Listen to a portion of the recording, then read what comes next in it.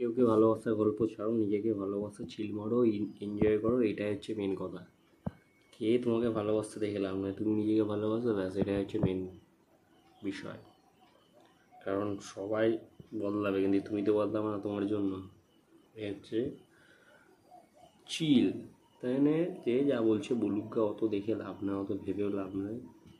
গরমে ফাটা গরমে শুধু ঘাম ঝরা ছাড়া কিছু না।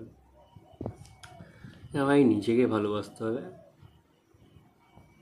অনেকে আসবে যাবে, ওইসব আমি ভাবি না ভাই, তোমাদেরও ভাবা উচিতই না। এসব ভাবলে কষ্ট দেবে মনকে, আঘাত করবে হৃদয়কে। মাথায় একটা ফালতু চিন্তা, এগুলো থেকে বিরত থাকাই ভালো।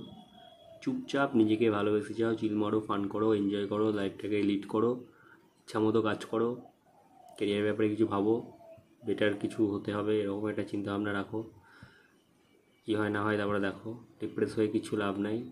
নিজেকে এগিয়ে নিয়ে যাও, নিজেকে প্রমোট করো, অন্য কাউকে প্রমোট করে লাভ নেই।